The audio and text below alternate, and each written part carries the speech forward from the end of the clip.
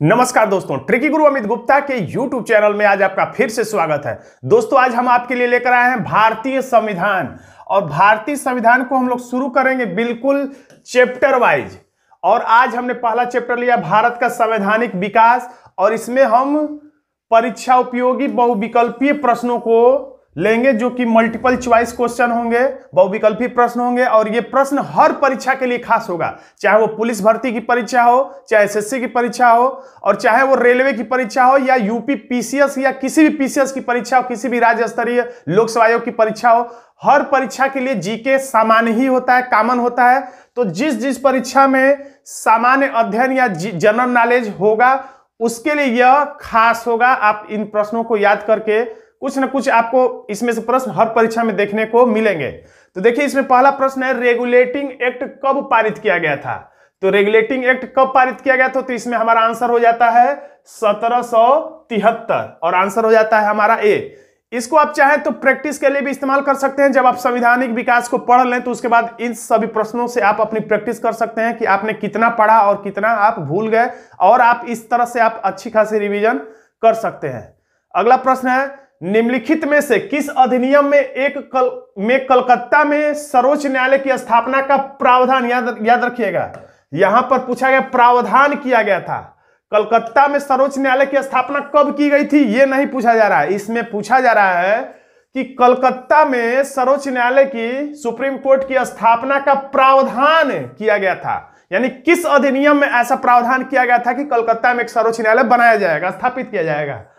तो वह हमारा इसमें आंसर क्या हो जाता है? तो हमारा आंसर हो जाता है फिर वही विकल्प ए, रेगुलेटिंग एक्ट 1773। यानी 1773 के एक्ट में कहा गया था कि एक सर्वोच्च न्यायालय की स्थापना किया जाएगा कलकत्ता में, और इसके प्रथम मुख्य न्यायाधीश एलिजा इम्पे को नियुक्त किया गया। और इस एक्ट के द्वारा कलकत्ता में जो सर्वोच्च न्यायालय बनाया गया वो सर्वोच्च न्यायालय 1774 ईस्वी में स्थापित किया गया। याद रखिएगा, ये अलग बात हो गया। व्यवस्था किस में दिया गया था सर्वोच्च न्यायालय बनाने का? तो 1773 में। लेकिन सर्वोच्च न्यायालय स्थापित कब हुआ? तो 73 में बनाया गया, लेकिन स्थापित हुआ 1774 ईस्वी में। तो दोनों प्रश्नों में अंतर है, आप इस बात का खास ध्यान रखिएगा। और उसके बाद इस एक्ट के द्वारा वारेन हेस्टिंग को भारत का प्रथम गवर्नर जनरल बनाया गया। तो इतनी जानकारी थी इसमें। अब हम देखते हैं अगला प्रश्न, पिट्स इंडिया एक्ट कब पारित हुआ? तो इसमें विकल्प थोड़ा सा गलत है, इसको आप 1774 समझे। ये जो है 1774 है, 1784 है, 1784 आप इसे समझे। तो यानी कि हमारा आंसर यही डी होने वाला है। यानी पिट्स का इंडिया एक्ट कब पारित हुआ? तो 1784 में। याद रखिएगा, 1784 में, न कि 1884 में। आंसर हो गया हमारा डी। आंसर देखते रहिएगा, यहां पे कंफर्म है। आप चाहें तो स्क्रीनशॉट ले सकते हैं, या आप कहेंगे तो मैं इसका पीडीएफ भी आपको उपलब्ध करा दूंगा, कोई बड़ी बात नहीं है। अब अगला प्रश्न है, भारत का संघीय न्यायालय, यहां पे आप सर्वोच्च न्यायालय की बात नहीं कर रहा है, यहां पे पूछ रहा है संघीय न्यायालय निम्नलिखित में से किस वर्ष स्थापित किया गया? तो संघीय न्यायालय किस वर्ष स्थापित किया गया? तो 1935 को बहुत लोग टिक कर देते हैं। तो 1935 में स्थापित नहीं किया गया। जैसे कहा जाए कलकत्ता में सर्वोच्च न्यायालय कब स्थापित किया गया? तो 1773 में स्थापित नहीं किया गया। कलकत्ता में सर्वोच्च न्यायालय 1700, अभी मैंने बताया था, 74 में स्थापित किया गया था। उसी तरीके से संघीय न्यायालय की स्थापना 1935 में न होकर के बल्कि 1937 में स्थापित किया गया था। ठीक उसी तरह से 73 और 74 वाला जो स्टेप है। तो यानी कि हमारा आंसर क्या हो जाता है? आंसर हो जाता है बी, 1937 ईस्वी। और इसकी जानकारी क्या है? संघीय न्यायालय की स्थापना का प्रावधान देखिए 1935 के भारत शासन अधिनियम में किया गया था। 1935 के भारत शासन अधिनियम में किया गया था। लेकिन 1935 के भारत शासन अगर किस अधिनियम के अंतर्गत किया गया, तो 1935 के भारत शासन अधिनियम में व्यवस्था थी, लेकिन स्थापित कब हुआ? तो 1937 में, यानी कि 2 साल बाद।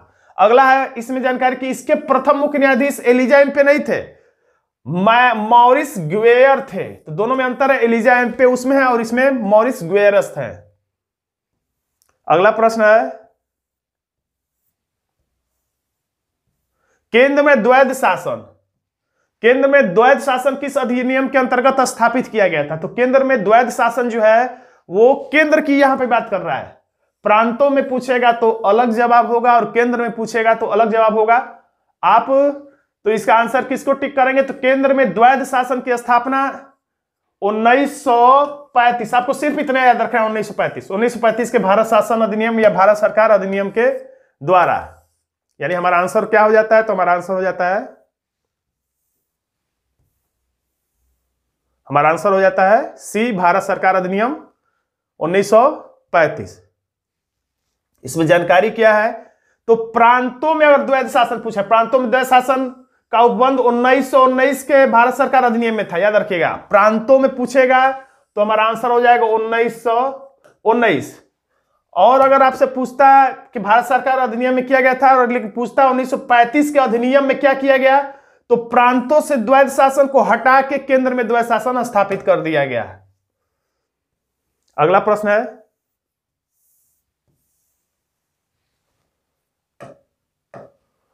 भारतीय विधानपालिका प्रथम बार, यानी भारत में कोई भी विधायिका पहली बार द्विसदनीय कब बनाई गई? ये नहीं पूछ रहा कि केंद्र में कि प्रांत में, बस ये पूछ रहा है भारत में पहली बार द्विसदनीय, जैसे विधानसभा विधान परिषद, लोकसभा राज्यसभा, उसी तरह से द्विसदनीय कब बनाई गई? भारत में पहली बार ये प्रयोग कब हुआ? तो हमारा आंसर हो जाएगा क्या? तो देख लीजिए, हमारा आंसर हो जाएगा विकल्प सी, यानी कि 1919, जो कि प्रांतों में द्वैध शासन के लिए जाना जाता है। तो इसकी जानकारी, केंद्र में ऊपरी सदन को राज्य परिषद और निचली सदन को केंद्रीय विधानसभा कहा जाता था उस समय, जैसे इस समय लोकसभा राज्यसभा कहा जाता है, विधानसभा विधान परिषद कहा जाता है। अगला प्रश्न है, अखिल भारतीय महासंघ, अखिल भारतीय महासंघ, अखिल भारतीय सेवा, उसी तरह से अखिल भारतीय महासंघ स्थापित करने का प्रावधान शामिल किया गया था। तो अखिल भारतीय महासंघ स्थापित करने का प्रावधान किसमें किया गया था? तो अखिल भारतीय बात आ जाए या संघात्मक बात आ जाए तो हमारा आंसर हमेशा हो जाएगा विकल्प ए, भारत सरकार अधिनियम 1935। मोस्ट इंपॉर्टेंट ये प्रश्न हो जाता है, हमारा आंसर हो जाएगा ए।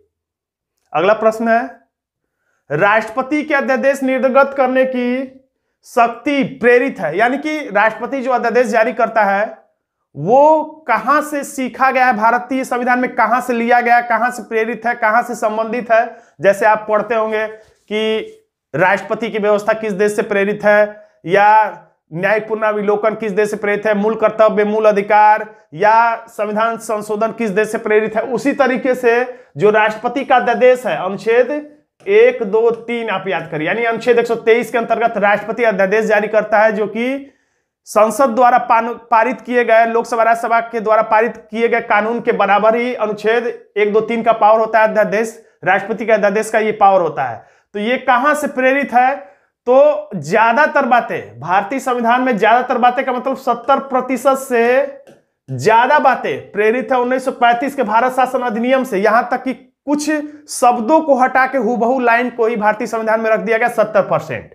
यानी किसी देश से तो प्रभावित बाद में है, सबसे ज्यादा प्रभावित भारत का संविधान है 1935 के भारत सरकार अधिनियम से। 70% से ज्यादा बातें इसी से ली गई है। तो हमारे यहां पर आंसर भी क्या हो जाता है?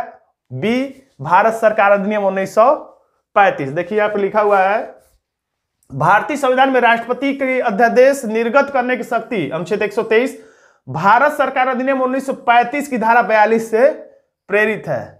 बस आपको इतना याद रखना है कि 1935 के भारत सरकार अधिनियम से ही प्रेरित है। अगला प्रश्न है, निम्नलिखित में से किस अधिनियम द्वारा संवैधानिक निरंकुशता? संवैधानिक निरंकुशता का मतलब संविधान ही सर्वेसर्वा हुआ, यानी संविधान प्रमुख हो गया, यानी सारी बातें संविधान के अनुरूप चलने लगी, यानी संविधान हावी हुआ। संवैधानिक निरंकुशता का संविधान प्रवृत्त किया जाता है। तो ये हमारा इसमें आंसर हो जाएगा 1935 का भारत सरकार अधिनियम द्वारा, जिससे कि अधिकांश बातें भारत के संविधान में सम्मिलित की गई, इसलिए हमारा आंसर क्या हो जाता है? तो आंसर हो जाता है सी। अब इसमें प्रश्न पूछ रहा है, किस अधिनियम द्वारा भारत में संघीय न्यायालय, संघीय न्यायालय हमने अभी बताया था, वही प्रश्न शायद रिपीट हो रहा है, लेकिन प्रश्न दूसरे तरीके से पूछा है। संघीय न्यायालय की स्थापना आपने देखा था किस अधिनियम द्वारा किया गया था? तो 1935 के भारत शासन अधिनियम 1935 के भारत सरकार अधिनियम द्वारा किया गया था, जो कि विकल्प नहीं है, तो इसलिए हमारा आंसर हो जाता है डी। अगला प्रश्न है कि निम्नलिखित में से किस अधिनियम के अंतर्गत भारतीय विधान परिषद को बजट पर बहस करने की शक्ति प्राप्त हुई? भारतीय विधान परिषद को बजट पर बहस करने की शक्ति प्राप्त हुई। बहस ही करने की नहीं, बल्कि उसमें प्रश्न पूछने की भी शक्ति प्राप्त हुई, लेकिन मतदान का अधिकार नहीं दिया गया था। यानी धीरे धीरे भारतीयों को थोड़ा थोड़ा अधिकार दिया जा रहा था। तो यहां पे हमारा आंसर हो जाता है 1892। यानी कि 92 का मतलब बम समझ लीजिएगा, बम फोड़ने का अधिकार, यानी कि बजट पर बहस करने का अधिकार, प्रश्न पूछने का अधिकार 1892 में यानी भारतीय परिषद अधिनियम द्वारा दिया गया था। हमारा आंसर हो जाता है बी। अगला प्रश्न है 1935 के अधिनियम द्वारा स्थापित संघ में अवशेष शक्तियां यानी अवशिष्ट शक्तियां किसको दी गई थी? जैसे कि संघ सूची, राज सूची, समवर्ती सूची और अवशिष्ट शक्तियां जो होती हैं केंद्र, वो दे दी जाती है केंद्र सरकार में, केंद्र सरकार के हिस्से में है। तो वैसे ही प्रश्न पूछ रहा है कि 1935 के अधिनियम द्वारा स्थापित संघ में अवशिष्ट शक्तियां जो है वो किसमें केंद्रित थी? तो इसमें हमारा आंसर हो जाता है गवर्नर जनरल में केंद्रित थी। हमारा आंसर हो जाता है क्या? सी हो जाता है। गवर्नर जनरल में अवशिष्ट शक्तियां थी, यानी जिसके जिन बातों के बारे में कोई जिक्र ना हो, उस पर अगर कोई बात करना है तो वो गवर्नर से किया जा सकता है। निम्नलिखित में से किस अधिनियम में भारत को संघीय शासन व्यवस्था दी गई? फिर देखिए मैंने बताया था जो ही आएगा संघीय शासन, जो ही शब्द आया तो संघीय शासन से बस आपको बस इतना ही रटना, 1935। आंसर हो जाएगा सी। अगला प्रश्न है गवर्नमेंट 1935 का गवर्नमेंट इंडिया एक्ट भारत शासन अधिनियम क्यों महत्वपूर्ण है? यानी इसमें खास क्या है? तो यह भारतीय संविधान का प्रमुख स्रोत है, तो बात तो सही है। इसके द्वारा भारत को स्वतंत्रता मिली, ऐसा नहीं है। इसमें भारत का विभाजन उल्लिखित है, बिल्कुल नहीं है। इसके द्वारा रियासतें समाप्त हुई नहीं, यानी कि हमारा आंसर हो जाता है ए। सभी विकल्पों को पढ़ने के बाद हमें आराम से पता चल जाता है कि भारतीय संविधान का सबसे प्रमुख स्रोत यानी 70% बातें यहीं से ली गई, इसलिए प्रमुख स्रोत 1935 का भारत शासन अधिनियम ही है। अगला प्रश्न है, इसमें पूछा जा रहा है कि इसमें कौन सा भारत शासन अधिनियम 1935 में स्वीकार किया हुआ महत्वपूर्ण है और अस्थायी अवयव नहीं है? नहीं है, नहीं है। यानी 1935 में क्या नहीं है? तो देश के लिए एक लिखित संविधान, विधानमंडल के निर्वाचन में जवाबदेह प्रतिनिधि, एक संघ की योजना पर विचार, तो बिल्कुल था। विधानमंडल के लिए सरकारी सदस्यों को समावचित किया जाना, तो इसमें क्या नहीं था? तो देश के लिए लिखित संविधान की कुछ बात इसमें नहीं की गई थी, तो इसलिए हमारा आंसर हो जाता है ए। अगला प्रश्न है अखिल भारतीय महासंघ स्थापित करने का प्रधान, तो मैंने बताया था जो ही महासंघ या अखिल भारतीय ऐसा जो ही शब्द आ जाए तो आपको किसको टिक करना है? 1935 का है, तो विकल्प ए में है, तो हमारा आंसर हो जाता है विकल्प ए 1935। अगला प्रश्न है निम्नलिखित में से किस अधिनियम के फलस्वरूप बर्मा भारत से अलग हुआ? तो इसमें दोष था किसका? तो 1935 के भारत शासन अधिनियम का, यानी कि कोई भी रियासत या चाहे तो भारत में सम्मिलित हो जाए या भारत से अलग हो जाए, ऐसी व्यवस्था दी गई थी, इसलिए बर्मा इससे अलग हुआ है। किस अधिनियम में केंद्र में द्वैध शासन प्रणाली को स्थापित किया गया? तो केंद्र में द्वैध शासन प्रणाली पूछेगा तो 1935 के भारत शासन अधिनियम में। प्रांतों में द्वैध शासन पूछेगा तो 1919 हो जाएगा। द्वैध शासन जो ही पूछेगा प्रांतों में तो 1919 दो बार है, तो आप समझिएगा दो बार 1919 है, तो आप इससे याद कर सकते हैं द्वैध शासन, लेकिन प्रांतों में, केंद्र में नहीं। अब इसमें पूछा है 1919 के भारत शासन अधिनियम में निम्नलिखित में से कौन सी विशेषता है? यानी 1919 की विशेषता पूछ रहे हैं, यानी 1919 अधिनियम जो था उसमें कौन सी बातें शामिल थी? तो प्रांतों की कार्यकारिणी सरकार में द्वैध शासन की व्यवस्था है, मुसलमानों के लिए पृथक समय, ये सब नहीं था। ये तो 1909 के मार्लेमेंटो सुधार में ये व्यवस्था थी, तो ये नहीं होगा। अब केंद्र प्रांतों को विधायी शक्ति का हस्तांतरण, तो सही है, यानी कि हमारा पहला सही है और तीसरा सही है, यानी कि हमारा आंसर हो जाएगा विकल्प सी। भारत का संघीय न्यायालय निम्नलिखित में से किस वर्ष स्थापित किया गया?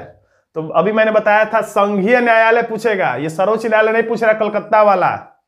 1774 वाला नहीं पूछ रहा है, ये पूछ रहा है संघीय न्यायालय। संघीय न्यायालय पूछेगा तो 1935 के भारत शासन अधिनियम के अंतर्गत, लेकिन स्थापित कब हुआ तो 1937 ईस्वी में। दोनों बातें एक साथ याद रखिएगा, नहीं तो कंफ्यूजन में आंसर गलत हो सकता है। तो दोस्तों आज का ये छोटा सा वीडियो आपको कैसा लगा कमेंट बॉक्स में जरूर लिखिएगा। वीडियो अच्छा लगे तो वीडियो को लाइक कर दीजिएगा, इसे अपने दोस्तों में शेयर कर दीजिएगा, और अभी तक आपने हमारे चैनल को सब्सक्राइब नहीं किया तो सब्सक्राइब भी जरूर कर लीजिए, क्योंकि ऐसे ही मैं आपको जीके के वीडियो भी समय समय पर अब लाता रहूंगा। खासतौर से अब मैं संविधान का शुरू कर रहा हूं तो संविधान शुरू से लेकर लास्ट तक चलेगा। शुरू में तो संवैधानिक विकास में तो आपको थोड़ा सा उतना आनंद नहीं आया होगा, लेकिन जैसे जैसे हम लोग आगे बढ़ेंगे तो आपको संविधान पढ़ना भी अच्छा लगेगा।